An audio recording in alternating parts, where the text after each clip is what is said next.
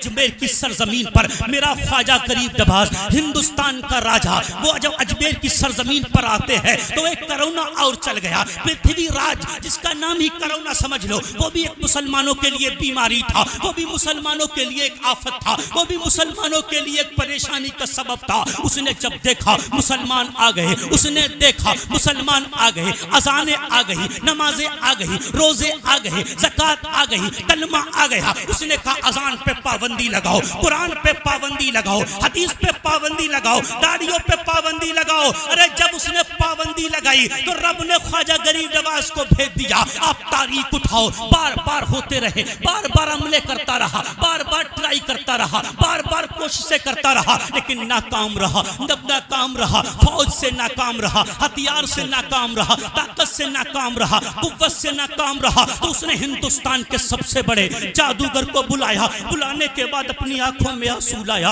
आंखों में आंसू लाने के बाद कहता है मेरी नींद खराब हो चुकी है, मेरा चैन बेचैनी में बदल गया, मेरा करार बेकरारी में बदल गया। अब मुझे भूख नहीं लगती, अब मुझे प्यास नहीं लगती, दिन भर बेचैनी रहती है। उस जादूगर ने कहा बात क्या है? ये मुसलमान जो आ गए हैं ना, इनको हिंदुस्तान से निकाल दिया जाए, इनका सफाया कर दिया जाए, इनको मलिया मेट कर दिया जाए, इनको यहाँ से भगा दिया जाए। जादूगर मुस्कुराया और मुस्कुराने के बाद कहा इतनी फौज है, किसी से हमला करा दो, अबे इतने हथियार हैं, हथियार चलवा दो, तुम्हारे पास बंदूकें हैं, बंदूकों से उड़वा दो, तुम्हारे पास तलवारें हैं, बोटियां करवा दो। पृथ्वीराज कांपने लगा, मैंने हथियार चलवा के देख लिए, लेकिन हथियार इसके सामने चलते नहीं, इसके सामने बंदूकें चलती नहीं, इसके सामने ताकत काम नहीं करती, इसके सामने फौज काम नहीं करती। तो जादू करने का फिर मेरे पास एक छोटा सा नुस्खा है। तब वो क्या है? कहा किसी लड़की को भेज दो, और भेजने के बाद अगर इस फकीर की निगाहें गंदी हो गई, यानी इसने एक मर्तबा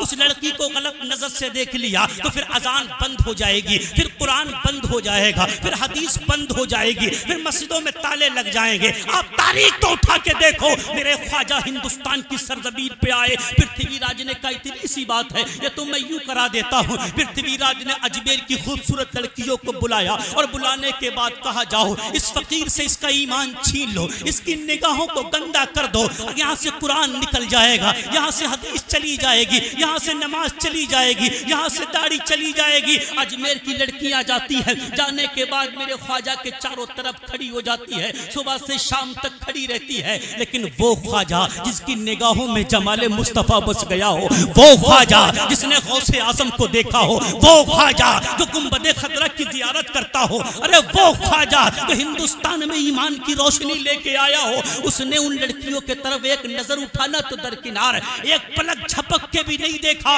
लड़कियां जब नाकाम लौट के आई, पृथ्वीराज दरवाजे पे खड़ा इंतजार में था, कब कामयाबी के साथ लौटती है, कब मैं इनामो इकराम से नवाजूंगा। लेकिन औरतें और वो लड़कियां तमाम चेहरों को लटका के जब वापसी होती है, तो पृथ्वीराज ने कहा निकम्मियो, इतना सा काम न कर सकी, ये तो मेरी इकलौती बेटी करेगी। पृथ्वीराज की वो बेटी थी जिसका पूरे हिंदुस्तान में चर्चा होता था, जिसके हुस्न के डंके बजाए जाते थे, हर तरफ जिसके हुस्न का चर्चा हुआ करता था। पृथ्वीराज रोता हुआ अपने महल में पहुंचता है और पहुंचने के बाद अपनी बेटी से कहता, बेटी मेरा सुकून छीन लिया मुसलमान ने, मेरी भूख छीन ली मुसलमान ने, मेरी भूख छीन ली नमाज और कुरान ने। अगर तू चाहे तो मेरी भूख वापस आ सकती है, अगर तू चाहे तो मेरा सुकून आ सकता है। बेटी ने कहा अब्बा मेरी जान हाजिर है, हुक्म फरमाओ। कहा बेटी चली जाओ उस फकीर के पास, अगर उसने एक नजर भी तुझे देख लिया तो समझ ले हिंदुस्तान में फिर कुरान ना रहेगा, हिंदुस्तान में फिर अजान ना रहेगी, हिंदुस्तान में फिर इस्लाम ना रहेगा। पृथ्वीराज की बेटी बहुत समझदार थी,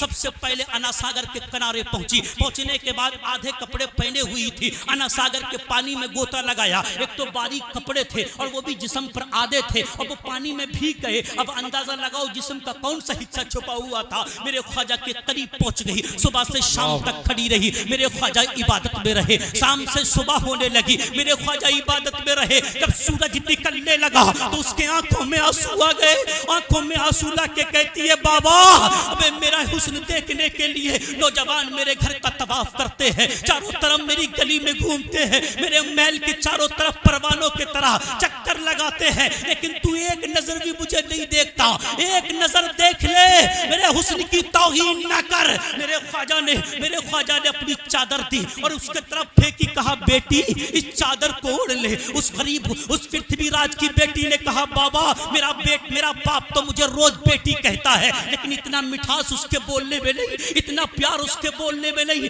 इतना प्यार ये तुझे किसने अता फरमाया? मेरे ख्वाजा ने फरमाया अबे मेरे नाना इस्लाम लेके आए हैं ना, उसमें प्यार ही प्यार नजर आता है। उसने कहा अरे वो इस्लाम जो लेके आए थे क्या वो भी इतना प्यारा बोलते थे? मेरे ख्वाजा के बोलने का अंदाज देखा, मेरे ख्वाजा के देखने का अंदाज देखा, मेरे ख्वाजा की इबादत को देखा तो पृथ्वीराज की बेटी कह उठती है अबे बाबा सुन ले, जब अजमेर में आने वाले ख्वाजा की जिंदगी का हाल ये है तो फिर मदीने में रहने वाले मुस्तफा की जिंदगी। सुभान अल्लाह, सुभान अल्लाह। नारे तकबीर, नारे रिसालत।